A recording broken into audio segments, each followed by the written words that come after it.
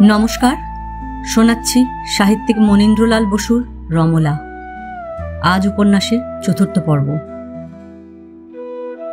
পরদিন প্রভাতের চায়ের টেবিলে নিশি জাগরণ ক্লান্ত নয়ন তিনজনই স্তব্ধ হইয়া রহিল। শুধু রমলা একবার রজতের মুখের দিকে চাহিয়াছিল। এ মুখ তাহার যেন নূতন দেখা। সকলেরই চায়ের কাপের সংখ্যা বাড়িয়া গেল। সবাই চুপচাপ দেখিয়া যোগেশবাবু কথা শুরু করিলেন। রজতকে তিনি জিজ্ঞাসা করিলেন, কাজীর পোর্ট্রেট শেষ হয়ে গেছে? আজ আধ ঘন্টা বসলেই হয়ে যাবে। তারপর মাধুমায়ের? না বাবা, আমার নয় বলিয়া মাধবী চুপ করিয়া বসিয়া রহিল। করুণ কণ্ঠের সহিত এরূপ বিদ্রূপের দীপ্ত সুর জড়ানো ছিল যে যোগেশবাবু তাহার প্রতিবাদ করিতে পারিলেন না। ধীরে বলিলেন, তাহলে রমলামার? রমলা কিছু উত্তর দিবার শক্তি পাইল না, শুধু ধীরে অসম্মতির ঘাড় নাড়িল। কাজী সাহেব একটু মুচকিয়া হাসিলেন। রজতের গণ্ড তরুণীর মতো রাঙা হইয়া উঠিল। সে ধীরে বলিল, আমি একদিন বিশ্রাম নিয়ে আপনার ছবি আঁকতে আরম্ভ করব। যোগেশবাবু একটু আশ্চর্য হইয়া বলিলেন, আচ্ছা। আবার সব চুপচাপ। তৃতীয় কাপ চা শেষ করিয়া মাধবী বলিল, বাবা, আমি আর ছবি আঁকব না। কেন মা? ভালো লাগে না। বেশ, ভালো না লাগে শিখো না। কাজী সাহেব দাড়িতে আঙুল সঞ্চালন করিতে করিতে আবার মৃদু হাসিলেন। সে হাসি তাহার দাড়ির তলায় চাপাই পড়িল। সেদিন চা খাওয়া খুব শীঘ্র শেষ করিয়া সকলে উঠিয়া গেল। গেটের কাছে যে জাম গাছ তলায় রজত প্রথম মাধবীকে দেখিয়াছিল, সেই স্থানটি মাধবীর বসিবার অতি প্রিয় স্থান ছিল। কত উদাস দ্বীপ্রহরে, কত রঙিন সন্ধ্যায় সে ওই জায়গাটায় একখানি বই হাতে করে বসিয়া সুদূরে হারা লাল পথের দিকে চাহিয়া থাকিত। সেদিন সকালে সে একখানি টুর্গেনিভের নভেল লইয়া গাছের ছায়ায় এক সাদা বেতের চেয়ারে গিয়া বসিল। সম্মুখে ঢেউ খেলানো মাঠে আলো প্রখর। লাল রাস্তার দুই ধারে সবুজ গাছের সারি বাতাসে করুণ সুরে দুলিতেছে। দূরে ধূসর পাহাড়। একটি গরুর গলার ঘণ্টার ক্লান্ত করুণ ধ্বনি কানে আসিতেছে। চারিদিকে পতঙ্গদলের গুঞ্জরণ। রুক্ষ কঙ্করময় ভূমিতে মাঝে মাঝে ঘাসের সবুজ প্রলেপ। চারিদিকে শব্দে বর্ণে প্রভাত উদাস হইয়া উঠিয়াছে। গত প্রভাতে কি চাঞ্চল্য তাহাকে পীড়িত করিয়াছিল, আজ মাধবী তাহার স্বাভাবিক অবস্থা অপেক্ষা স্থির গম্ভীর। ধীর এসে বইয়ের পাতা উল্টাইতেছিল। এক প্রচণ্ড শব্দে মাধবীর দিবাস্বপ্ন টুটিয়া গেল। দেখিল, ঠিক তাহাদের গেট হইতে একটু দূরে একটি মোটর কারের পিছনের টায়ার ফাটিয়া গেল। পায়ে শিকারীর গুলি খাইয়া বাঘ যেমন গর্জিয়া উঠে, তেমনি কয়েকবার গর্জন করিয়া মোটরটি স্থির হইয়া দাঁড়াইল। কোট প্যান্ট পরিহিত একটি যুবক একা গাড়ি চালাইয়া আসিতেছিল। সে গাড়ি হইতে নামিল, এবার গেটের দিকে অগ্রসর হইল। গেট পার হইয়া তাহারই দিকে আসিতে লাগিল। মাধবী ধীরে উঠিয়া দাঁড়াইল। যতীন মাধবীর সম্মুখে আসিয়া একটু হতভম্ব হইয়া গেল। সে গুড মর্নিং করিবে না নমস্কার করিবে ঠিক বুঝিয়া উঠিতে পারিল না। খাকি রঙের হ্যাটটা একটু তুলিয়া মাথা একটু নত করিয়া বলিল, এক্সকিউজ মি, এটা কি যোগেশচন্দ্র ঘোষের বাড়ি? তাহার টুইড স্যুটের দিকে চাহিয়া মাধবী বলিল, হ্যাঁ। রজত রায় কি আছেন? আছেন, আসুন। ও থ্যাঙ্কস। ধীরে যতীন মাধবীর পিছন পিছন চলিল। সে এই সৌন্দর্যময়ীর সঙ্গে একটু মুশকিলে পড়িল। নারীর জগৎ তাহার প্রায় অজানা। নারী সম্বন্ধে কোনরূপ চিন্তা করা সে নিষ্প্রয়োজন মনে করে। নারীদের কর্তব্য বা অধিকার সম্বন্ধে তাহার কোনো থিওরি বা মত নাই। আর নারীদের বুঝিবার দুরূহ চেষ্টা সে কোনোদিন করে নাই। এ তরুণীর সহিত অকারণ আলাপ করিবার তাহার কোনো ইচ্ছা ছিল না, কিন্তু এরূপ চুপচাপ যাইতেও অস্বস্তি বোধ হইতেছিল। তীক্ষ্ণ চক্ষু দিয়া বাড়িখানির গঠন প্রণালী দেখিতে দেখিতে সে অগ্রসর হইতেছিল। সহসা দোতলার জানলায় আর একটি তরুণীর হাসি ভরা মুখ দেখিয়া তাহার বুকের রক্ত যেন দুলিয়া উঠিল। রমলা আজ সকালে রান্নাঘরে যায় নাই। সে আপন ঘরে বসিয়া এক বন্ধুকে চিঠি লিখিবার ব্যর্থ প্রয়াসে নিযুক্ত ছিল। চিঠিখানি সচিত্র। কাজী সাহেব, মাধবী, এমনকি মনে আরও ছবি ও কথা বাদ যায় নাই। সে ইংরেজি ভাষায় লিখিতেছিল বটে, কিন্তু বাংলা অক্ষরে। তাহার কতকগুলি কথা পড়িলেই চিঠির ভাবটি বোঝা যাইবে। Glorious night, simply ripping, daydreaming, nice cosy, interesting ইত্যাদি। চিঠিখানা লিখিয়া তাহার উপর হিজিবিজি কাটিতে শুরু করিল। হিজিবিজির রেখাগুলি মিলিয়া অনেকটা রজতের মুখের মতো হইয়া উঠিল দেখিয়া সে কাগজখানিকে শতচ্ছিন্ন করিয়া জানলা দিয়া লতাকুঞ্জের উপর ফেলিয়া দিতেছিল, আর সচিত্র ছিন্ন পত্রের লেখাগুলির ভাষা ভাবিয়া আপন খুশিতে হাসিতেছিল। যতীন তাহার ওই হাসি দেখিয়া বিমুগ্ধ হইয়া গেল। যতীনের মধ্যে ইঞ্জিনিয়ার মানুষটি এতক্ষণ বাড়িখানি দেখিতেছিল, কিন্তু তরুণীর হস্ত ও বক্ষের ললিত গতিভঙ্গিতে, মধুর হাস্যে তাহার অন্তরের প্রেমতৃষিত মানুষটি জাগিয়া উঠিল। বাতায়ন বর্তিনী যখন অদৃশ্য হইল, তাহার সম্মুখবর্তিনীর সৌন্দর্য মাধুর্য সম্বন্ধে সে সজাগ হইয়া সচকিত হইয়া উঠিল। রজত ঘরে বহুক্ষণ বহু বিষয়ে মন দিবার চেষ্টা করিয়া অকারণেই বারান্দায় ঘুরিয়া বেড়াইতেছিল। মাধবীকে ধীরে অচল গাম্ভীর্যে আসিতে দেখিয়া সরিয়া যাইবে ভাবিতেছে, এমন সময় দেখিল যতীন পিছনে আসিতেছে। যতীন এত আনমনা হইয়া আসিতেছিল যে রজতকে দেখিতেই পায় নাই। মাধবী যখন রজতের ঘরের দুয়ার দিয়া চলিয়া গেল, তখন রজতের প্রতি তাহার দৃষ্টি পড়িল। হ্যালো রজত। হারে, এসো এসো। তারপর? তারপর আর কি, আসবো বলে আসছি না দেখে নিশ্চয় গালাগাল দিচ্ছিলে, না হলে টায়ারটা ঠিক তোমার বাড়ির সামনে এসেই ফাটবে কেন? রজত যতীনকে নিজের ঘরের দিকে লইয়া গেল। যতীনের দিকে এক গদিওয়ালা চেয়ার ঠেলিয়া দিয়া নিজে ক্রোটনের শাড়ির সম্মুখে এক চেয়ারে বসিল। যতীন পকেট হইতে সিগারেটের বাক্স বাহির করিয়া নিজে এক সিগারেট ধরাইয়া রজতের দিকে চেয়ার টানিয়া রজতকে আর একটা দিয়া টুপিটা খুলিয়া মেঝেতে রাখিয়া বলিল, তারপর রজত, তোমায় বেশ ইমপ্রুভ দেখাচ্ছে হে। গাল দুটো গোলাপ ফুল হয়ে উঠেছে। বাড়িখানা বেশ স্যুট করেছে বলো। হ্যাঁ, ভারী সুন্দর জায়গাটা। তারপর তুমি? ও, আমি ডাকবাংলোয় আছি। কাল রাত 1টার সময় এসেছি। আজ সকালে এক সাহেবের সঙ্গে দেখা করতে বেরুলাম। ঘোষের বাড়িটা এই দিকেই শুনলুম। মোটরটা কি ঠিক জায়গায় থামল? গুপ্তধনের সন্ধানে বড্ড বেশি ছুটোছুটি করছো। রাতারাতি লাখপতি হবে? ভাই, তুমি আমার চেয়ে সাচ্চা জহুরি। রত্নের সন্ধান আগে থেকেই পেয়েছিলে। একেবারে 2 হিরে। 7 রাজার ধন কোনটি? হো, আসতে না আসতেই খোঁজ পেয়েছ? তুমি বোরিং না করেই খনির সন্ধান পাও বলো? না ভাই, এখানে একটু বোরিং করতে হচ্ছে। তা বুড়োর টাকা কড়ির সন্ধান কিছু পেলে? কি করে জানি বলো? রিটায়ার্ড ICS, কিছু বিশেষ নাও থাকতে পারে। আর ছবি আঁকতে এসেছি। বন্ধুর কাজটা একটু করো না। দেখো, তুমি একবার বলেছিলে আমি যদি লাখপতি হই আর তুমি যদি তোমার মানুষকে খুঁজে পাও, তবে আমি তোমাকে হিংসা করব। কথাটায় কিছু সত্য আছে মনে হচ্ছে। একটু অবাক হইয়া রজত বলিল, তাই নাকি? ওটা তো আমি তর্কের মুখে নিছক কবিত্ব করেছিলুম। যতীনের মনে আজ কি স্বপ্নের রং ধরিয়া গিয়াছে? সে বলিতে লাগিল, না হে, এই যে ভূতের মতো ঘুরে বেড়াচ্ছি, সেটা ঠিক টাকার জন্য নয়। ভাবতে বসলে এমন কি সুখ!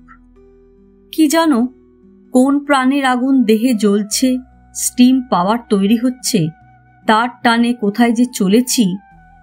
হ্যাঁ, কি কথাটা বলেছিলে? The girl of my hertz desire. হ্যাঁ, সেই রাইট গার্লকে না পেলে, বুঝলে? তুমি কি বুঝতে আরম্ভ করছো নাকি? এই 2 তরুণীর ক্ষণিক দর্শনে বাস্তবিক যতীনের মনে কি নেশা লাগিয়া গিয়াছিল? এ যেন ইঞ্জিন বয়লারের ভিতর কয়লা পুড়িয়া আগুন জ্বালাইয়া স্টিম তৈরি করিতে শুরু না করিয়া কে সোনার তার জুড়িয়া সেতার বাজাইতে বসিল। একটা অস্ফুট হুঁ করিয়া যতীন সিগারেট টানিতে লাগিল। অর্ধদগ্ধ সিগারেটটা ক্রোটন গাছগুলির তলায় ফেলিয়া রজত বলিল, তুমি এই ছোট নাগপুরে সোনার খনি পেতে পারো, কয়লার খনি খুঁড়তে খুঁড়তে হীরের খনি পেতে পারো, কিন্তু রাইট গার্ল বুঝলে ওটা কপাল, জীবনের সবচেয়ে বড় সৌভাগ্য। বিয়ে করাটা জানোই তো জুয়া খেলার মতো। না ভাই, এখনো জানিনি বলিয়া যতীন উঠিয়া দাঁড়াইল। কি উঠলে যে? ভাই, সময় তো বেশি নেই। স্মিথের সঙ্গে এঙ্গেজমেন্ট আছে 8 ঘন্টা বাদে, আবার মোটরটা ঠিক করতে হবে। তা হলেও যোগেশবাবুর সঙ্গে একবার দেখা করে যাও। চলো। ড্রয়িং রুমে ফার্সি পাঠ চলিতেছিল। যতীন সশব্দে প্রবেশ করিতেই যোগেশবাবু মুখ তুলিয়া চাহিলেন। রজত বলিল, ইনি আমার বন্ধু যতীন্দ্রনাথ দত্ত, ইঞ্জিনিয়ার। যোগেশবাবু বলিলেন, বসুন আপনারা। আপনার মোটরটাই কি? হ্যাঁ, আমার মোটর কার। আপনাদের এখানে এসে ডিস্টার্ব করলুম না? বলিয়া যতীন বক্র দৃষ্টিতে কাজী সাহেবের দিকে চাহিল।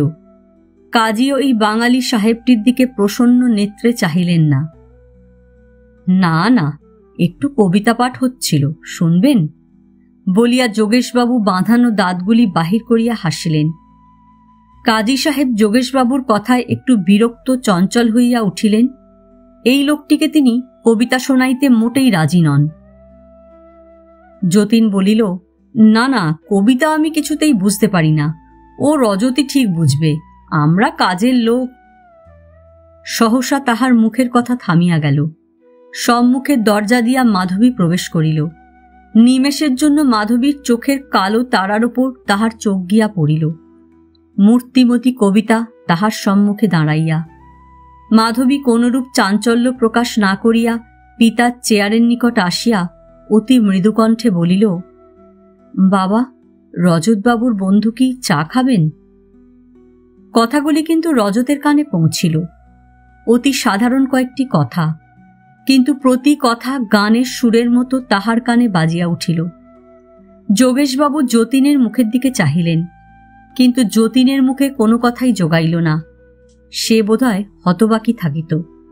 গুমুট আকাশে হঠাৎ ফুরফুরে বাতাসের মতো রমলা ঘরে প্রবেশ করিল। কাহারও দিকে যেন না চাহিয়া সে বলিল, একখানা মোটরকার আমাদের বাড়ির সামনে খালি পড়ে রয়েছে, সেখানায় চড়ে বেরিয়ে এলে হয় না কাজী সাহেব? যতীন একটু আশ্চর্য হইয়া নবাগতার মুখের দিকে চাহিল। এ মুখ যেন তাহার পরিচিত। রমলাও তাহার চপল দৃষ্টি দিয়া যতীনকে বুঝাইয়া দিল তাহাকে সে চিনিয়াছে, কিন্তু তাহাদের পরিচয় এখন সবাইয়ের সম্মুখে জানাইতে সে মোটেই রাজি নয়।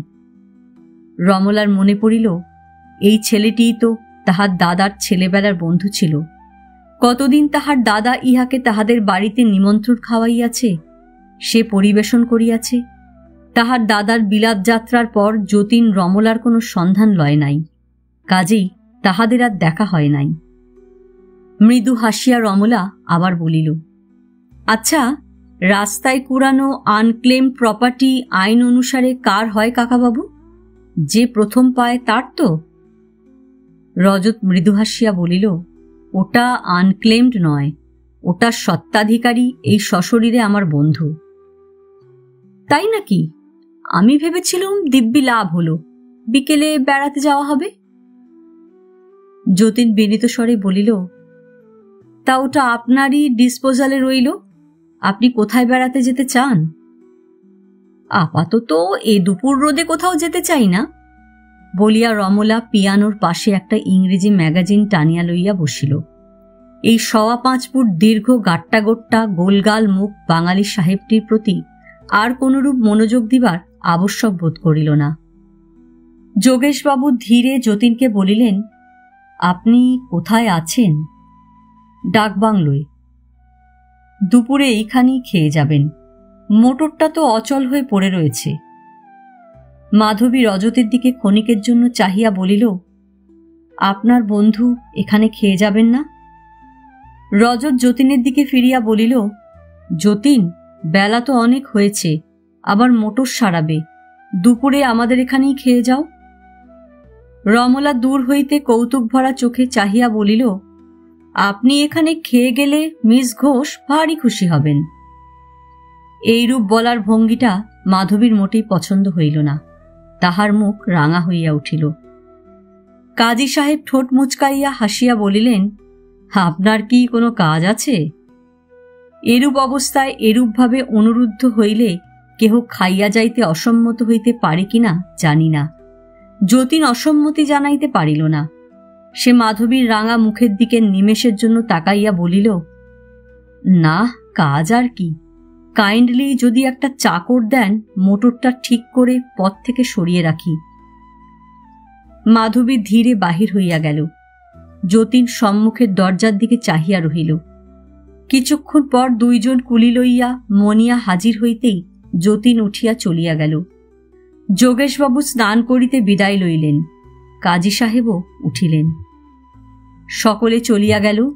জানলার পাশে রমলাকে একা দেখিয়া রজতের হৃদয় দুলিয়া উঠিল। তাহার কেমন ভয় হইল। ঘর ছাড়িয়া চলিয়া যাইবার ইচ্ছা থাকিলেও যাইতে পারিল না। রমলার মরাল গ্রীবার উপর ক্রিম রঙের ব্লাউজের প্রান্তরেখা কি সুন্দর! ঠিক তাহার উপর কালো চুলের খোঁপা সন্ধ্যাকাশে বিদ্যুৎ ভরা মেঘ স্তূপের মতো জমিয়াছে। সেই কবরীর রহস্যময় দিব্য শ্রীর প্রতি তাহার চোখ বারবার গিয়া পড়িতেছিল।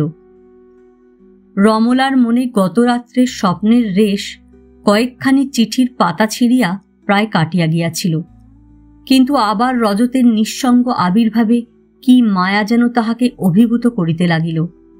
দুইজনেই কিছুক্ষণ চুপচাপ বসিয়া রহিল। ধীরে দুইজনেই দুই বিভিন্ন দুয়ার দিয়া দুই দিকে বাহির হইয়া গেল। সেদিন বিকালবেলায় লাইব্রেরিতে আর্ট সম্বন্ধে আলোচনা সভা বসিয়াছিল। আর্টের ধারার সহিত ধর্মের ধারা মানব ইতিহাসে কিরূপ মিশিয়া গিয়াছে, ভারতে বৌদ্ধ যুগে, ইউরোপে মধ্যযুগে, এইরূপ এক এক যুগে এক এক দেশে ধর্মের শিখায় আর্টের আরতি প্রদীপ কিরূপে জলজল হইয়া উঠিতেছে। তারপর অমিতাভ বুদ্ধ মূর্তিতে ভারতের আর্ট গ্রিক রোমক আর্ট অপেক্ষা কোন উচ্চস্তরে গিয়া পৌঁছিয়াছে, এইসব নানা কথা রজত তাহার স্নিগ্ধ মধুর কণ্ঠে বলিয়া যাইতেছিল। অজন্তা, সূর্যমূর্তি, তাজমহল এক একটি কথা উচ্চারণ করিতেই তাহার মুখ দীপ্ত হইয়া উঠিতেছিল। মাধবী পিতার ডান পাশে এক কুশন চেয়ারে বসিয়া চুপ করিয়া রজতের কথা শুনিতেছিল। শিল্পীর আনন্দোদ্ভাসিত কমনীয় মুখের ওপর তাহার চোখ বারবার গিয়া পড়িতেছিল। যোগেশবাবু মাঝে মাঝে একটু মন্তব্য দিয়া আলোচনাকে অগ্রসর করিয়া দিতেছিলেন। রমলা কিছুক্ষণ সে ঘরে ছিল। ছবি সম্বন্ধে আলোচনা, সৌন্দর্য সম্বন্ধে সূক্ষ্ম বিচার সে বোঝে না, ভালোবাসে না। কিছুক্ষণ শুনিয়া শ্রান্ত হইয়া একতলায় ড্রয়িং রুমে সে পিয়ানো বাজাইতে গেল। পিয়ানো বাজানো কিন্তু বেশিক্ষণ হইল না। কিছুক্ষণ পরে যতীন আসিয়া ঘরে ঢুকিতেই রমলা গান শেষ না করিয়াই পিয়ানো বন্ধ করিল। টুইড স্যুট বদলাইয়া মুর্শিদাবাদ তসরের স্যুট গায়ে উঠিয়াছে। স্মিত হাস্যে রমলা যতীনকে অভ্যর্থনা করিল বটে, কিন্তু এই হৃষ্টপুষ্ট ইঞ্জিনিয়ারটিকে পিয়ানো শোনাইবার ইচ্ছা তাহার মোটেই হইল না। বলিল, আপনার বন্ধু ও ঘরে আছেন, ডেকে দিচ্ছি। না না, আপনি কেন উঠছেন? আপনার দাদা ভালো আছেন? অনেকদিন দেখা হয়নি। ভালোই, বলিয়া রমলা চুপ করিল। পুরাতন পরিচয় সূত্র ধরিয়া আলাপ করা তাহার মোটেই ইচ্ছা নয়। মৃদু হাসিয়া রমলা বলিল, এর মধ্যে কাজ হয়ে গেল? আপনার তো অনেক কাজ, এত শিগগির ছুটি? হ্যাঁ, মোটরটা নিয়ে এলুম। কোথায় বেড়াতে যাবেন বলছিলেন? মোটর থাকলে এখানে খুব বেড়াতে সুবিধা। আপনার বন্ধুকে ডেকে পাঠাচ্ছি। মনিয়া ঘরের কোণে ফুলদানিতে নূতন ফুল সাজাইয়া রাখিতেছিল। রমলা তাহাকে বলিল, এই, ওপরে গিয়ে খবর দিয়ে আয় তো। মনিয়া বলিল, কাকে? রমলা অতর্কিতে বলিয়া ফেলিল, দিদিমণিকে। লাইব্রেরিতে আলোচনা সভার সম্মুখে গিয়া মনিয়া তাহার নিজের বুদ্ধির অনেকখানি খরচ করিয়া বলিল, দিদিমণি, আজকের সকালে সাহেব এসেছেন।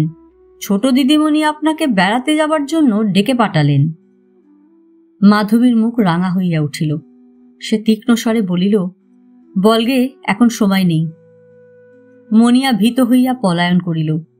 বহুক্ষণ পরে সে ড্রয়িং রুমে গিয়া খবর দিল, সবাই এখন গল্পে ব্যস্ত, কেউ আসতে পারবে না।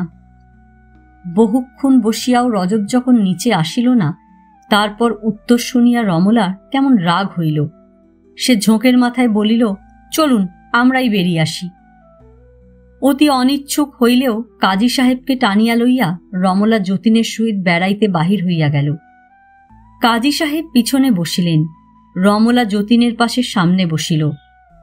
এ যন্ত্র টানিলে কি হয়, ও যন্ত্র টিপিলে কি হয়, স্টিয়ারিং হুইল কিরূপে ঘোরাইয়া মোটর কোন দিকে ঘোরাইতে হয় ইত্যাদি নানা প্রশ্নে, হাস্যে, পরিহাসে সে যতীনকে অস্থির করিয়া তুলিতে লাগিল। মোটরের বেগ যতই বাড়িতে লাগিল, কাজী সাহেবের মুখ ততই গম্ভীর হইতে লাগিল, আর রমলার দেহ মন ততই আনন্দে উচ্ছ্বসিত হইয়া উঠিতে লাগিল। মোটরের গতি 20 হইতে 30 মাইল হইতে 60 মাইল উঠিতে লাগিল। কাজী সাহেব ঘন ঘন দাড়িতে হস্ত সঞ্চালন করিতে লাগিলেন। রমলার দেহ গতির আনন্দে নাচিয়া উঠিতে লাগিল। টার্নারের রঙের হোলি খেলা, হুইসলারের বর্ণের কুজ্ঝটিকা, ডুলাকের রঙের রূপ কথালোকের মধ্যে যখন এক তরুণ ও এক বৃদ্ধ বর্ণরসিক ডুবিয়া গিয়াছিলেন, তাহাদের পাশে তরুণীটির মন বারবার উদাস হইয়া উঠিতেছিল। এক মোটরের ভক ভক শব্দ বারবার বিদ্রুপের মতো বাজিতেছিল। ঝিল পার হইয়া বহুদূর ঘুরিয়া যখন রমলা বাড়ি ফিরিল, তখন রাত হইয়া গিয়াছে। গেটের নিকট রমলা ও কাজীকে নামাইয়া যতীন ডাকবাংলোয় ফিরিল। কত জ্যোৎস্না রাত্রে, কত বিজন দীর্ঘ পথ প্রান্তর পার হইয়া তরুর ছায়ায় ছায়ায় হাওয়ার সহিত পাল্লা দিয়া সে মোটরকার হাঁকাইয়া গিয়াছে, কিন্তু মোটর চালানোয় এমন মাধুরীর স্বাদ সে কখনো পায় নাই।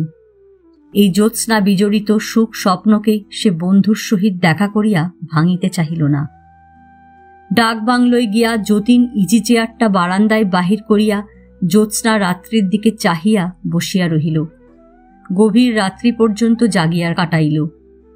প্ল্যান আঁকিতে, এস্টিমেট কষিতে, যন্ত্র ফিট করিতে, মোটরে ঘুরিতে তাহার অনেক রাত জাগিয়া কাটিয়াছে, কিন্তু অকারণে জ্যোৎস্নার দিকে চাহিয়া রাত কাটানো তাহার জীবনের ইতিহাসে এই প্রথম। হাসনোহানার সৌরভ ভরা বাতাস বড় মিঠা লাগিল। বিশ্ব প্রকৃতির সৌন্দর্যের প্রতি সে উদাসীন। আজ হৃদয়ের কোন নিভৃত পথে, মুক্ত হাওয়াতে সৌন্দর্য লক্ষ্মী তাহার সমস্ত হৃদয় জয় করিয়া জুড়িয়া বসিল। তাহার বিরুদ্ধে বাধা দিবার শক্তি বা ইচ্ছা তাহার রহিল না। দুইখানি মুখ বারবার জ্যোৎস্নায় ভাসিয়া উঠিতে লাগিল। ইহাদের মধ্যে কে তাহার প্রেমিক হৃদয় জাগাইয়াছে তাহা তর্ক করিয়া বিচার করিবার ইচ্ছা নাই। অপরিসীম সুখ, অজানা বেদনা, বিশ্বের যে সৃষ্টিশক্তি প্রজাপতির পাখা রঙিন করিয়া, ফুলের বুকে মধু ঢালিয়া, পাখির কণ্ঠে গান ভরিয়া, নারীর নয়নে মায়ার ফাঁদ পাতিয়া নব নব জন্মের ধারা প্রবাহিত করিয়া চলিয়াছে, তাহারই রূপ মায়ার জালে আজ সে ধরা পড়িয়াছে। ইহা হইতে ত্রাণ কোথায়? ললিত গতি, চকিত চাহনি, দীপ্ত সৌন্দর্য, কথার সঙ্গীত, শাড়ির খসখস, আঙুর আঙুলের স্পর্শ, কেশের সৌরভ, এ মায়াজাল হইতে সে মুক্তি চায় না। ইঞ্জিনের ঝকঝক, লোহার ঝনঝন, কলদেবীর সঙ্গীতই এতদিন তাহার কাছে মধুর লাগিয়াছে। তরুণীর সামান্য কথায় এত মাধুর্য কোথায় লুকোনো ছিল? যতীন যখন মাধবী ও রমলার কথাগুলি ভাবিতেছিল, রজত তাহারই মতো জ্যোৎস্না রাত্রির দিকে চাহিয়া বারান্দায় বসিয়াছিল। তাহার কবি বন্ধুর কথা মনে পড়িল। সে একবার বলিয়াছিল, যে বলে আমি তোমাকে আজীবন ভালোবাসব, সে ভাবের ঘোরে মিথ্যা কথা বলে। চিরকাল ভালোবাসব এমন প্রতিজ্ঞা কেউ করতে পারে না। মানসীর যে রূপ দেখে প্রেমের পদ্ম পাপড়ির পর পাপড়ি মেলে বিকশিত হয়, সে রূপ ম্লান হলে, অমৃতের ভাণ্ডার ফুরিয়ে গেলে পদ্ম শুকিয়ে ঝরে পড়ে। ফুলকে চির অম্লান রাখবার দুঃসহ চেষ্টা করে বলে চারিদিকে দেখো ভালোবাসার ভণ্ডামি। আমি অবশ্য সত্যি প্রেমিকের কথা বলছি। সে বলতে পারে না আমি তোমাকে সবচেয়ে বেশি ভালোবাসি, কেননা সে প্রেমের হিসাব রেখে তুলনা দিয়ে কথা বলতে জানে না। প্রেমের পদ্মই আমাদের ভাগ্যে জোটে। চির অম্লান পারিজাতের সন্ধান কে পেয়েছে? রজত ভাবিতেছিল, সত্যই প্রেম এমন ফাঁকি? এই চিরচঞ্চল ক্ষণভঙ্গুর প্রেম লইয়া সে কি করিবে? কাজী সাহেব তখন তাহার ঘরে পড়িতেছিলেন, সাকি, মদ নিয়ে এসো, ফুল ফোটার সময় এলো। আজ এই বসন্তে আমি সব বৈরাগ্য সাধন ত্যাগ করলুম। ইহার পর 3 দিন ঘটনাস্রোত এত রুদ্রতালে বহিয়া গেল যে 3 দিনের শেষে কি রূপে এত ওলটপালট হইয়া গেল তাহা কেহ বুঝিয়া উঠিতে পারিল না। 4টি জীবনে সুতা লইয়া বুনিতে বুনিতে শিল্পী যেন অধীর হইয়া উঠিয়াছে। সুতার সহিত সুতা গেরো দিয়া অথবা ছিঁড়িয়া কোনরূপে শেষ করিতে পারিলেই যেন সে বাঁচিয়া যায়। যতীন জীবনের লীলায়িত ছন্দে চলিতে পারে না। সব সমস্যার সমাধান অতি শীঘ্র সারিয়া ফেলিতে চায়, তাই ঘটনাগুলির বেগ বাড়িয়া গেল। প্রভাতে চা না খাইয়াই যতীন মোটর হাঁকাইয়া যোগেশবাবুর বাড়িতে হাজির হইল। গেটের কাছে তাহার প্রিয় স্থানে মাধবী ঘুরিতেছিল। ক্রিম রঙের শাড়ির উপর সদ্য স্নাত মুক্ত কেশ প্রভাতের আলোয় ঝলমল করিতেছে। পাম গাছের তলায় দীপ্ত আননে বনদেবীর মতো দাঁড়াইয়া।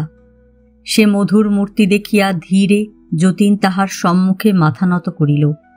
কি কথা বলিবে খুঁজিয়া পাইল না। মাধবী বাগানের দিকে চলিয়া গেল। যতীন তাহার বন্ধুর ঘরের দিকে চলিল। রজত কাজী সাহেবের ছবিখানিতে রং দিতেছিল। যতীন ঘরে ঢুকিতেও কোনরূপ লক্ষ্য না করিয়া রং দিতে লাগিল। যতীন তাহার ঘাড়ের উপর ঝুঁকিয়া ছবিখানি দেখিতে দেখিতে বলিল, কি হে, ভারী ব্যস্ত?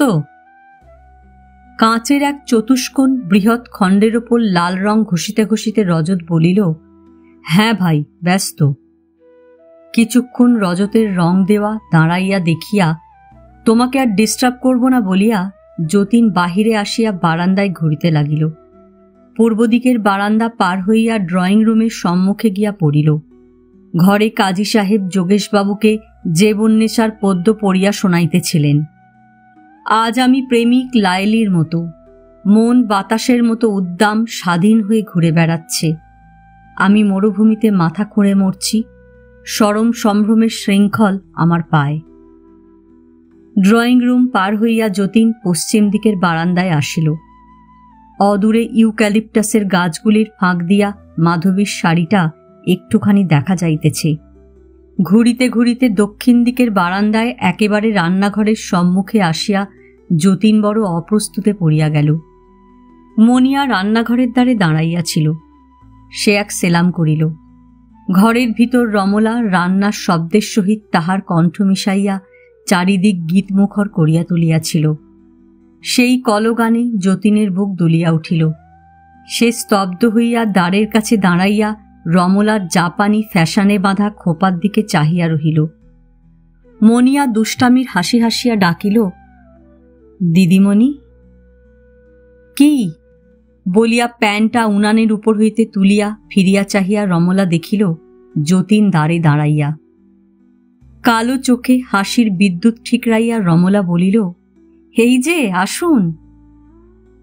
যতীনের রৌদ্রদগ্ধ শক্ত মুখ তরুণীর গণ্ডের মতো রাঙা হইয়া উঠিল। রমলা একটি দেশি শাড়ি পরিয়াছিল।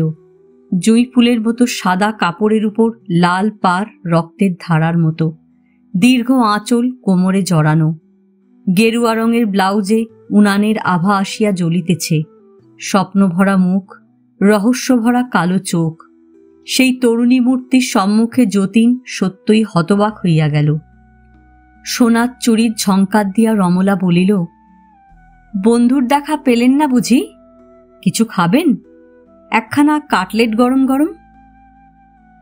যতীন ধীরে বলিল, না, আপনার সঙ্গে একটা কথা আছে। রহস্যের সুরে রমলা বলিল, কথা? কি কথা? যতীনের মুখের দিকে চাহিয়া সে কিছু বুঝিতে পারিল না। প্যানটা টেবিলে রাখিয়া বলিল, আচ্ছা একটু দাঁড়ান, এই প্লেটটা ধুয়ে নি, আলুগুলো কুটে নি, মাংসটা চড়িয়ে দিই। যতীন বিনীত স্বরে বলিল, একা হলে ভালো হয়। ঠোঁট মুচকাইয়া হাসিয়া রমলা বলিল, বেশ। এই মনিয়া, আমার ঘরে টেবিলের উপর একখানা চিঠি আছে, এক্ষুনি ফেলে দিয়ে আয়। আর খানসামা, তোমার তো আর কোনো কাজ নেই, বাজার যাও তো, 1 সের ভালো চাল নিয়ে আসবে পোলাওর জন্য, আজ রাতে হবে, যত শিগগির পারো এসো, যাও। মনিয়া ও খানসামা চলিয়া গেলে উনানে চাপানো ভাতের হাঁড়ি হইতে 1 হাতা ভাত তুলিয়া 1 প্লেটে ফেলিয়া ভাতগুলি হাতা দিয়া টিপিতে টিপিতে রমলা হাসি ভরা সুরে বলিল, তারপর কি বলছিলেন? বলছিলুম বলিয়া যতীন থামিয়া গেল। তাহার চোখ মুখ রাঙা হইয়া উঠিল। দুষ্টামি ভরা চোখে তাহার দিকে চাহিয়া রমলা বলিল, কি? যতীনের মুখের কথা বাহির হইতে চাহিল না। সে চুপ করিয়া দাঁড়াইয়া টেবিল হইতে একটা চামচ লইয়া প্লেটে টুং টুং শব্দ করিতে লাগিল। রমলা যতীনের দিকে একখানা চেয়ার আগাইয়া দিয়া বলিল, বসুন না, কষ্ট হচ্ছে, টুপিটা খুলে ফেলুন, যা গরম রান্নাঘরে। কি 1 পেয়ালা চা তৈরি করে দেব? টুপিটা খুলিয়া টেবিলের উপর একটা চিনি ভরা পিরিচের উপর রাখিয়া যতীন কোনরূপে বলিল, না থ্যাঙ্কস। দেখুন, আপনাকে সে কথা ঠিক বলতে পারছি না, কিন্তু যদি কিছু মনে না করেন।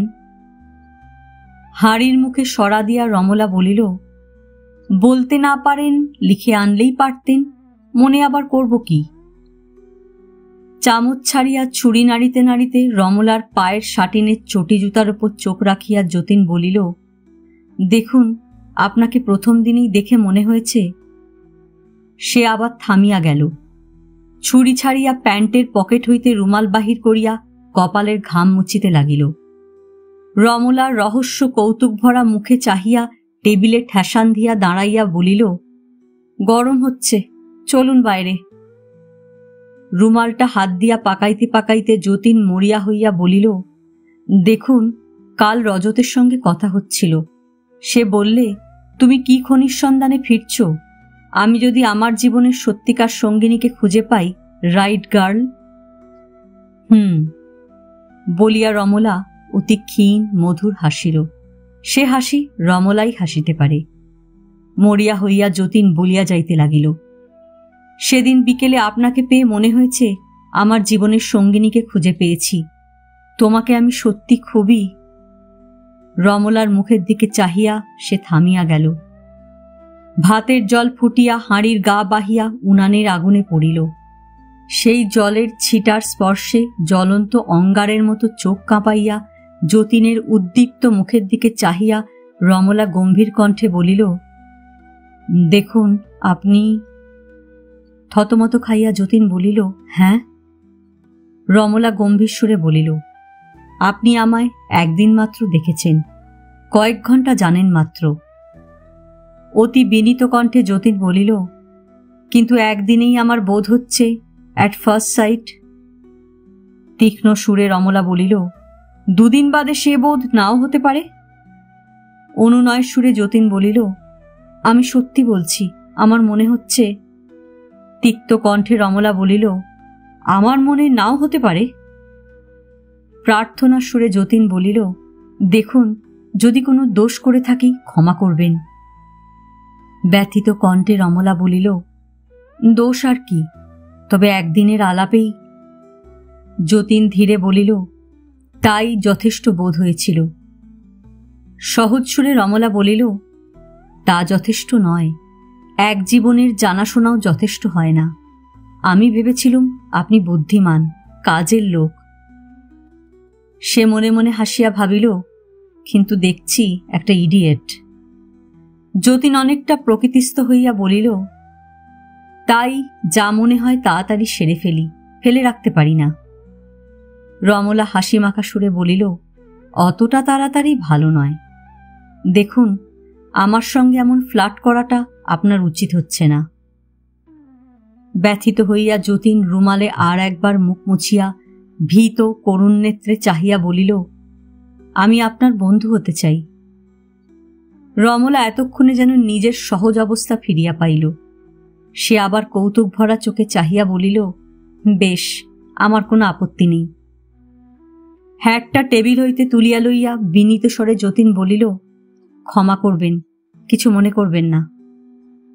অতি মিষ্ট গলায় রমলা বলিল, না না, আর দেখুন রাতে আপনার নেমন্তন্ন রইল। আপনার জন্যই খানসামাকে পাঠাতে হলো চাল আনবার জন্যে। বিকেলে কিন্তু ঠিক আসবেন, শালবনটার কাছে যাওয়া যাবে। টুপি তুলিয়া যতীন ধীরে ধীরে দাঁড়াইল।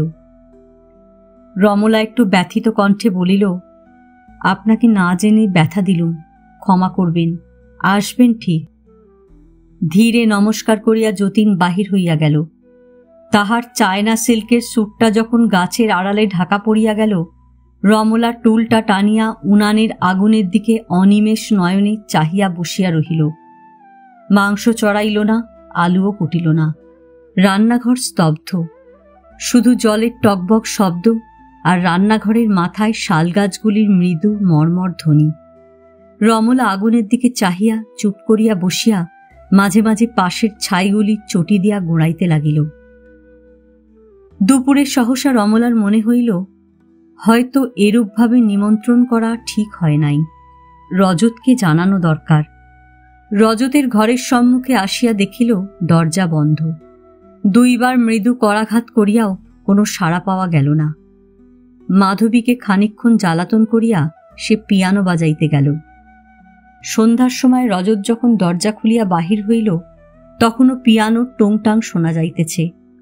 ড্রয়িং রুমের কাছে আসিয়া দেখিল পিয়ানোর সম্মুখে এক চেয়ারে যতীন বসিয়া। তাহাকে কেহই দেখিতে পাইল না। পিয়ানো বাজানো থামিয়া গেল। ধীরে রজত আপন ঘরে ফিরিয়া আসিয়া আলো জ্বালাইয়া দরজা বন্ধ করিল। রজত কিন্তু ভুল ভাবিতেছিল। যতীন সেইমাত্রই আসিয়াছিল। সে ঘরে ঢুকিতেই রমলা পিয়ানো বন্ধ করিয়াছিল। ঘণ্টাখানেক পরে তাহার দরজায় করাঘাত হইল। রমলা ও যতীনের কণ্ঠস্বর শোনা গেল। যতীন বলিতেছে, হ্যালো রজত, এখনো দরজা বন্ধ করে কি করছো? রমলা বলিল, সারাদিনই দরজা বন্ধ, চিচিং ফাঁক। রজত ধীরে দরজা খুলিল। রমলা বলিল, ছবি আঁকছিলেন এখন? হ্যাঁ বলিয়া একখানি সাদা কাগজে ঢাকা ছবি বিছানার আড়ালে রাখিয়া দিল। রমলা উৎসুক হইয়া বলিল, দেখতে পারি না? রজত ধীরে বলিল, শেষ হলে দেখবেন। রমলা হাসিমাখা সুরে বলিল, আপনার বন্ধুকে আজ আমি নিমন্ত্রণ করেছি জানেন? তাহার চঞ্চল কালো চোখের দিকে চাহিয়া গম্ভীর কণ্ঠে রজত বলিল, ও। যতীন রজতের হাত ধরিয়া এক ঝাঁকুনি দিয়া বলিল, সারাদিন তো ঘরে বন্ধ ছিলে, চলো না একটু বেরিয়ে আসা যাক। রমলা কৌতুক ভরা মুখে বলিল, জ্যোৎস্না এখনো ওঠেনি, না হলে সেই পদ্মদিঘিতে যাওয়া যেত। রজত যেন একটু উদাস সুরে বলিল, আপনারা বেরিয়ে আসুন, আমার ভালো লাগছে না। রমলা একটু ব্যথিত হইয়া বলিল, দেখুন। যতীন তাহার দিকে চাহিয়া বলিল, আমায় বলছেন? রমলা রজতের দিকে ফিরিয়া বলিল, না, দেখুন। রজত যেন একটু আশ্চর্য হইয়া রমলার কালো চোখের দিকে স্নিগ্ধ উজ্জ্বল নয়নে তাকাইয়া বলিল, আমাকে? রমলা নম্র কণ্ঠে বলিল, হ্যাঁ। রজত মৃদু হাসিয়া বলিল, কি বলছিলেন? রহস্য মাখানো মুখে রমলা বলিল, হ্যাঁ, কি মনে হলো ভুলে গেলুম। যেন একটু সংকুচিত হইয়া সে চুপ করিল। তিনজনই চুপচাপ। একটু পরে রমলা বলিয়া উঠিল, রান্নাঘরে চললুম, দেখে আসি পোলাওটা কদ্দূর। রমলা চলিয়া গেল। দুই বন্ধু বারান্দায় আসিয়া বসিল। যতীন ধীরে বলিল, আরও কিছুদিন এখানে আছো তো? রজত বলিল, ঠিক নেই, 2-1 দিনের মধ্যেও চলে যেতে পারি। যতীন আশ্চর্য হইয়া বলিল, কেন হে? রজত চুপ করিয়া রহিল। যতীন বলিল, আমার তো সেই দিনই চলে যাবার কথা ছিল, কিন্তু তোমার পাল্লায় পড়ে কাল কিন্তু যেতেই হচ্ছে। দুইজনে নীরবে চুরুট টানিতে লাগিল। সহসা মাধবীকে তাহাদের দিকে আসিতে দেখিয়া দুইজনেই চুরুট ফেলিয়া নীরবে উঠিয়া দাঁড়াইল। যতীন তাহার চেয়ারটা একটু অগ্রসর করিয়া দিল, কিন্তু মাধবী তাহাদের নিকট না আসিয়া পাশের সিঁড়ি দিয়া উপরে চলিয়া গেল।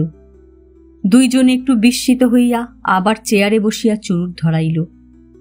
একটু পরে মনিয়া আসিয়া তাহাদের সম্মুখে দাঁড়াইয়া বলিল, আপনাকে সাহেব ডাকছেন ওপরে। রজত ফিরিয়া বলিল, আমাকে?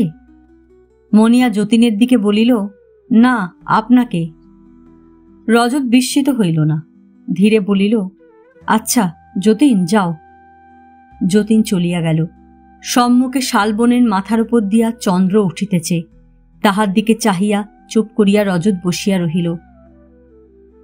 রাত্রে খাবারের টেবিলে সবাই প্রায় চুপচাপ কাটাইল। রজত এত কম খাইল যে রমলাও আশ্চর্য হইল। যতীন শুধু মাঝে মাঝে রান্নার উচ্ছ্বসিত প্রশংসা করিয়া শিল্পীর আহারের সহিত ইঞ্জিনিয়ারের আহারের তুলনা করিয়া টেবিল সরগরম রাখিয়াছিল। রমলার প্রসন্ন মুখের দিকে মাঝে মাঝে তাহার চোখ পড়িতেছিল বটে, কিন্তু মাধবীর স্থির দামিনীর মতো পরিপূর্ণ সৌন্দর্যের প্রতি তাহার মুগ্ধ নয়ন বারবার আকৃষ্ট হইতেছিল। রজত শুধু একবার পোলাওর প্লেটটা হইতে রমলার মুখের দিকে চাহিয়াছিল। দেখিল তাহার মুখে চোখে আজ যেন আনন্দের বাণ ডাকিয়া আসিয়াছে। রজত ঠিক দেখিয়াছিল, কিন্তু ভুল বুঝিল। রমলার আজিকার আনন্দ শুধু যতীনকে খাওয়ানোর আনন্দ নয়, নিজের হাতে রাঁধিয়া পরিবেশন করিয়া যে কোনো পুরুষকে খাওয়াইতে প্রতি নারীর বুকের যে সেবিকা মা পরম সুখ পান, এ সেই আনন্দ। খাওয়া শেষ হইবা মাত্র যতীন প্রত্যেকটি রান্নার উচ্ছ্বসিত প্রশংসা করিয়া খাবার ঘরেই সকলের নিকট বিদায় লইয়া অতি ব্যস্তভাবে বাহির হইয়া গেল। রজত ধীরে ধীরে নিজের ঘরে গিয়া ঢুকিল। ঘরে থাকিতে ভালো লাগিল না। বারান্দা ঘুরিতে ঘুরিতে ড্রয়িং রুমের সামনে আসিয়া পড়িল। বারান্দার ধারে সাজানো ফুল গাছের টবগুলির পাশে এক কোণে চেয়ার টানিয়া লইয়া বসিল। দেখিল যতীনের মোটর কারটা রাজপথের গাছের সারির মধ্য দিয়া আলেয়ার আলোর মতো দূর হইতে দূরান্তরে সরিয়া যাইতেছে। সহসা পূর্ব দিকের গাছের সারির দিকে চোখ গেল। দেখিল একটি ছায়া মূর্তি অতি দ্রুত বেগে পাম গাছগুলির আড়ালে আড়ালে উঠিয়া আসিতেছে। মূর্তিটা একটু নিকটে আসিলে বুঝিল নারী মূর্তি। ম্লান জ্যোৎস্নার গাছের ছায়ার অন্ধকারে তাহাকে স্পষ্ট দেখিতে পাইল না, শুধু শাড়ির ঝলমলানি, সাপের ফোনার মতো উদ্যত বেণী আর হাতে একখানি সাদা কাগজ। ব্যথিত ক্ষুব্ধ সুরে আপন মনে, ও দ্য ফ্লার্ট কংকুয়েট বলিয়া হাতের সিগারেটটা টবে ছুঁড়িয়া ফেলিয়া সেদিক হইতে মুখ ফিরাইয়া লইল। ঈর্ষা দ্বন্দ্বময় চোখে কেহ ঠিক দেখে না, রজত ভুল দেখিল। রাত্রি গভীর হইয়াছে। রমলা বহুক্ষণ নিজের ঘরে চঞ্চল হইয়া ঘুরিল।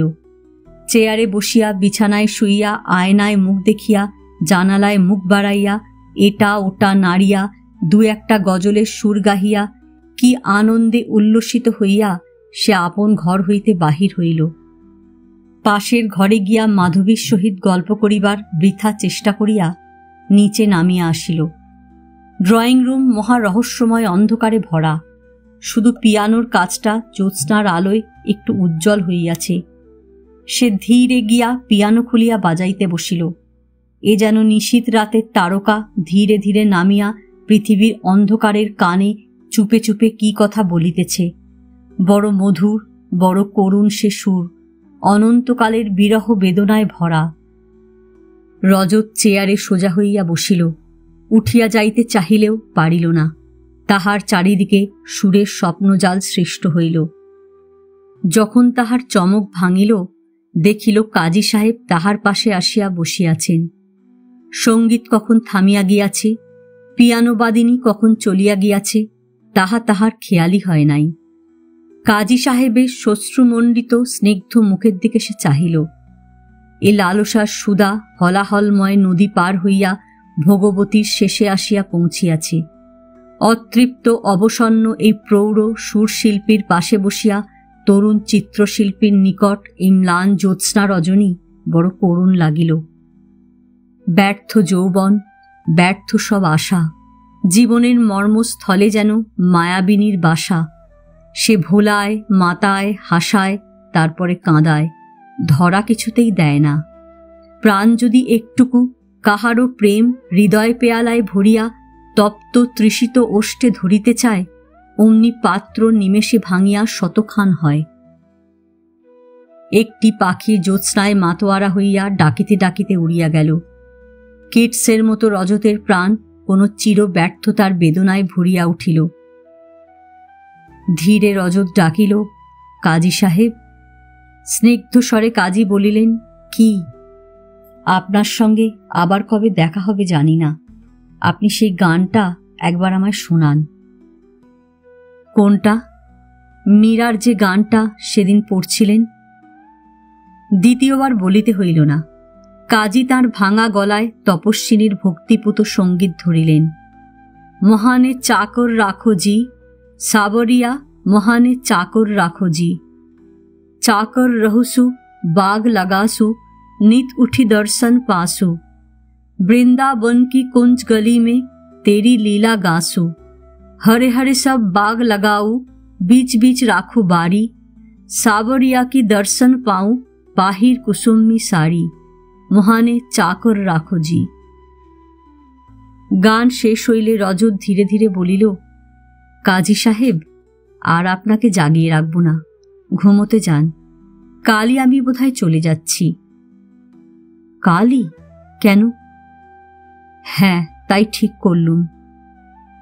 না না, আমরা ছাড়লে তো। না কাজী সাহেব। তাহার গলার ব্যথা ভরা সুরে চমকিয়া কাজী ধীরে ধীরে তাহার হাত ধরিয়া বলিলেন, অত অধীর হলে চলবে কেন? আর আপনার বন্ধুটিকে আনলেন কেন? ওকে আমার মোটেই পছন্দ হয় না। গোলযোগ বাঁধাতে উনি মজবুত, কিন্তু আমার কথা যদি শোনেন, যাবেন না। রজত একবার কাজী সাহেবের মুখের দিকে চাহিয়া কোনো কথা না বলিয়া উঠিয়া গেল। মধ্যরাত্রিতে কাজী সাহেবের ঘুম বারবার ভাঙিয়া যাইতেছিল। বুকের সব রক্ত যেন মাথায় গিয়া উঠিয়াছে। তিনি ধীরে বারান্দার বাহির হইলেন। রজতের ঘরে তখনও আলো জ্বলিতেছে দেখিয়া বিস্মিত হইলেন। অবারিত দ্বার দিয়া ধীরে ঢুকিয়া দেখিলেন রজত নিবিষ্ট মনে রমলার ছবি আঁকিতেছে। সে যেন চোখ বুজিয়া তুলি বুলাইয়া চলিয়াছে। ক্ষীণ দৃষ্টি কাজী সাহেবের নিকট এ মৃদু বাতির আলোয় ছবি আঁকা অসম্ভব বলিয়া বোধ হইল। কাজী সাহেব স্তব্ধ মুগ্ধ হইয়া দাঁড়াইয়া দাড়িতে হাত বুলাইতে লাগিলেন। রজত ফিরিয়া তাকাইল। কাজী সাহেবের ভাবে ভরা ভাষা ভাষা চোখের ওপর তাহার দীপ্ত চক্ষু চশমার কাঁচ ভেদ করিয়া গিয়া পড়িল। তাহার জটার মতো কেশ গৈরিক বেশের ওপর চোখ বুলাইয়া মৃদু হাসিয়া রজত আবার ছবিতে মন দিল। কাজী সাহেব একটি গান মৃদু গুঞ্জরণ করিতে করিতে ঘর হইতে বাহির হইয়া আসিলেন। বাকি রাতটুকু আর তাহার ঘুম হইল না। পরদিন প্রভাতে চায়ের টেবিলে যখন রজত যোগেশবাবুকে জানাইল সে আজই চলিয়া যাইতে চায়, রমলা কিংবা মাধবী কোনো কথা বলিল না। কেহ কাহারও মুখের দিকে তাকাইতে সাহস করিল না। আশ্চর্যান্বিত হইল না, যেন এ ঘটনা ঘটিবে তাহা তাহারা জানিত। যোগেশবাবু বিশেষ কিছু আপত্তি করিলেন না। বলিলেন, যদি সুবিধা বোধ না হয় তিনি জোর করিয়া রাখিতে চান না। গত রাত্রির মদের ঝোঁকটা তখনও তাহার যায় নাই। রজত বলিল, কলিকাতায় যাইয়া আরও একজন ভালো আর্টিস্টকে পাঠাইয়া দিবে। রজত তাহার জিনিসগুলি গোছাইতেছিল। চামড়ার ব্যাগ খুলিয়া ছোটখাটো জিনিসগুলি সাজাইতেছিল। নিঃশব্দে রমলা ঘরে প্রবেশ করিল। অর্ধেক ভেজানো দরজার কাঠে ঠেস দিয়া দাঁড়াইয়া তার চিররহস্য ভরা সুরে বলিল, আপনি সত্যিই চলে যাচ্ছেন? ক্ষণিকের জন্য রমলার লৌদ্র রেণুর মতো রাঙা মুখের দিকে চাহিয়া রজত রঙের বাক্সটা দাড়ি কামানোর সরঞ্জামের পাশে রাখিল। চুলগুলি দোলাইতে দোলাইতে রমলা বলিল, কেন, ভালো লাগলো না? রজত রমলার অতল স্পর্শ কালো চোখের দিকে একটুখানি চাহিয়া বলিল, অনেক সময় খুব ভালো লাগলেও চলে যেতে হয়। হাসির সুরে রমলা বলিল, পালিয়ে যাচ্ছেন বুঝি? রজত নীরবে তাহার রুমালগুলি গুছাইয়া রাখিতে লাগিল। দরজাটা দোলাইতে দোলাইতে রমলা বলিল, আমাদের ছবিগুলো আঁকা হলো না? ওই আপনাদের ছবি বলিয়া রজত বিছানার কোণ হইতে দুখানি ছবি রমলার সম্মুখে টেবিলে রাখিল। একখানি মাধবীর আর একখানি রমলার ছবি। প্রথমে আসিয়াই মাধবীকে যে রূপে দেখিয়াছিল সেই পাম গাছের তলায় পাঠ নিরতা মাধবী, আর রমলার ছবিখানি ডুলাক অঙ্কিত ওমর খৈয়ামের সাকির মতো জ্যোৎস্নার স্বপ্নভরা আলোয় হাসনুহানা কুঞ্জের পাশে সে দাঁড়াইয়া। ছবিখানি টেবিল হইতে তুলিয়া লইয়া একটু দেখিতেই রমলার মুখ শরৎ উষার আকাশের মতো রাঙা হইয়া উঠিল। রজত তখন ধীরে ব্যাগের ওপর ঝুঁকিয়া কাপড় জামাগুলি কোনো মতে গুঁজিয়া রাখিতেছিল। সেই নত দীর্ঘ দেহ বিপর্যস্ত কেশ ভরা সুঠাম মুখের দিকে রমলা ক্ষণিক চাহিয়া রহিল। তাহার ইচ্ছা হইল রজতের হাত হইতে ব্যাগটা টান মারিয়া কাড়িয়া লইয়া সমস্ত জিনিস ঘরে ছড়াইয়া ফেলিয়া আবার ভালো করিয়া গুছাইয়া দেয়। রমলার রাঙা মুখের দিকে কটাক্ষ করিয়া রজত বলিল, কেমন হয়েছে? দীপ্ত স্বরে রমলা বলিয়া উঠিল, এ কাকাবাবুকে দেবেন না। বাঁশিগুলি ব্যাগে রাখিতে রাখিতে রজত বলিল, তবে দিন, বাক্সে পুড়ে নি, এখনো জায়গা আছে। ভীত লজ্জিতভাবে হুকুমের ভঙ্গিতে রমলা বলিল, না, এ কখনো কাউকে দেখাতে পাবেন না। রমলার প্রদীপ্ত মুখের দিকে চাহিয়া রজত বলিল, তবে দিন, আমি নিয়ে যাই। রজতের দিকে স্নিগ্ধ কটাক্ষ করিয়া, না, আমি নিয়ে চললুম বলিয়া রমলা ছবিখানি আঁচলে ঢাকিয়া ছুটিতে ছুটিতে সিঁড়ি দিয়া উঠিয়া আপনার ঘরে ঢুকিয়া দরজায় খিল দিল। বাকি জিনিসগুলি যে কোনো প্রকারে তাড়াতাড়ি পুড়িয়া রজত বাক্সটা কোনো মতে বন্ধ করিয়া বাঁচিল। চেয়ারটায় অতি শ্রান্ত হইয়া বসিয়া পড়িল। কিছুক্ষণ পরে মাধবী আসিয়া দরজার গোড়ায় দাঁড়াইতেই সে ধীরে ধীরে দাঁড়াইয়া উঠিল। ধীর কণ্ঠে মাধবী বলিল, আপনি আজ যাচ্ছেন? নম্র কণ্ঠে রজত বলিল, হ্যাঁ। মাধবী একটু চুপ করিয়া দাঁড়াইয়া রহিল। ইচ্ছা হইল জিজ্ঞাসা করে, কেন চলে যাচ্ছে? কয়েকদিন বাদে গেলে হতো না? মনে মনে যাহা ভাবা যায় তাহার সবই যদি বলা যাইত তবে জীবনের সুখ বাড়িত কি কমিত বলিতে পারি না। তাহাই বোধহয় ভালো হইত। সে যাহাই হোক, মাধবী কিছু জিজ্ঞাসা করিতে পারিল না। স্থির মূর্তির মতো দাঁড়াইয়া ধীরে বলিল, পুষ্পুষ ঠিক করতে হবে কি? না, মোটরেই যাব।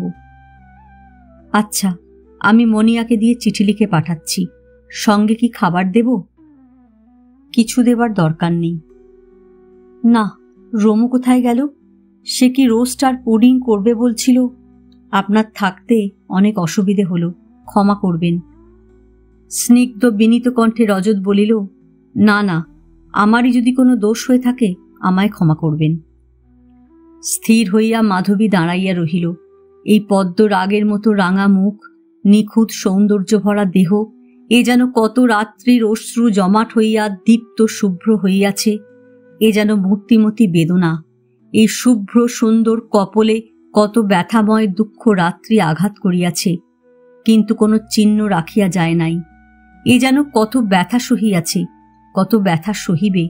এই পরিপূর্ণ সৌন্দর্যময় বেদনার দিকে চাহিয়া রজতের মাথা নত হইয়া আসিল। বারান্দার শেষ প্রান্তে যতীনের টুপি দেখা যাইতে মাধবী ধীরে সরিয়া গেল। হ্যালো রজত, এ কি ঝিমিয়ে পড়েছ? চেয়ার আপ ওল্ড বয়, লাইফ স্ট্রাগল এনার্জি বলিয়া রজতের পিঠ চাপড়াইয়া হাতে ঝাঁকুনি দিয়া হাত পা ছুঁড়িয়া যতীন সমস্ত ঘর যেন কাঁপাইয়া তুলিল।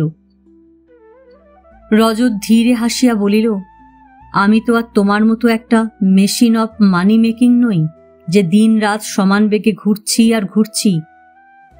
তা বটে, তোমরা আর্টিস্ট। হ্যাঁ, আমরা ভাই গ্রীষ্মে জ্বলি, বর্ষায় কাঁদি, শরতে হাসি, বসন্তে উদাস হয়ে বেরিয়ে পড়ি। ভ্যাগাবন্ড আর কি। তোমার চেয়ে আমার কলেজে কুলিটা খাটে সমাজে তার বেশি প্রয়োজন, জানো? আরে প্যাকিং? তাই বলো। সো সরি, কি হলো?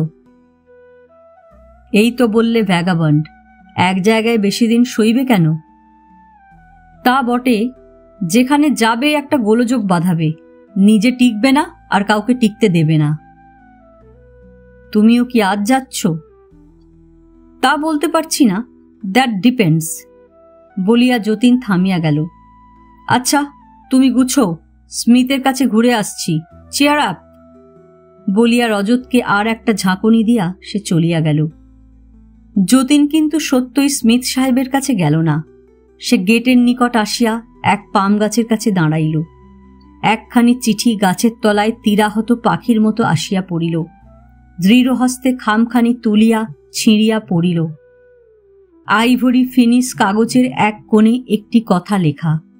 তাহার চোখ নাচিতে লাগিল, মুখ দৃঢ়, একটু রুক্ষ হইল। কাগজখানি হাতের মুঠায় পাকাইতে পাকাইতে প্যান্টের পকেটে পুরিয়া সে একবার লাল বাড়িটার দিকে চাহিল। তারপর একটু টলিতে টলিতে মোটরের দিকে অগ্রসর হইল। মোটরে উঠিয়া আর একবার বাড়িটার লাল পথের দিকে চাহিল। ইউক্যালিপটাস গাছের সারির পাশ দিয়া মাধবীর শাড়ির লাল পাড় লাল কাঁকড়ের ওপর লুটাইয়া অদৃশ্য হইয়া গেল। সেই সময় রজত যদি ড্রয়িং রুমের সম্মুখে বারান্দার কোণে থাকিত, তবে সে হয়তো তাহার সুটকেসে রঙের বাক্সটা তখনও ভরিত না। কিন্তু তখন সে একটা সিল্কের রুমালের মধ্যে রমলার একটা ছোট ছবি রাখিয়া বাক্স বন্ধ করিতেছিল, আর তাহার উপরের ঘরে রমলা তাহার বাক্স খুলিয়া শাড়িগুলির তলায় নিজের ছবিখানি রাখিতেছিল। যতীনের মোটরের পিছনে ওড়ানো লাল ধুলি দেখিতে দেখিতে মাধবী ধীরে ধীরে গেটের দিকে অগ্রসর হইয়া তাহার প্রিয় পাম গাছের তলায় আসিল। মোটরের শব্দ যখন দূরে মিলাইয়া গেল, সে কাঁকড়ের উপরই যেন অতি শ্রান্ত হইয়া বসিয়া পড়িল। শূন্য মনে রৌদ্রভরা প্রান্তরের দিকে চাহিয়া রহিল।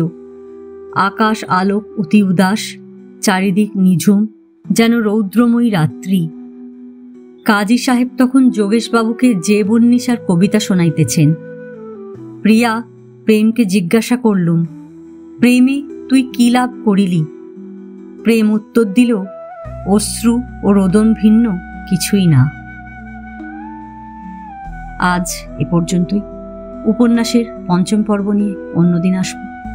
গল্প পাঠ ভালো লাগলে কমেন্টস করে জানাবেন, একটা লাইক দিতে ভুলবেন না। আর এখনও যারা আমার চ্যানেলটা সাবস্ক্রাইব করেননি, তাদের সকলের কাছে আমার অনুরোধ রইল, প্লিজ আমার চ্যানেলটা সাবস্ক্রাইব করে নেবেন। পাশে যে বেল নোটিফিকেশনটা আছে সেটা অবশ্যই প্রেস করে দেবেন। আজকের মতো নমস্কার।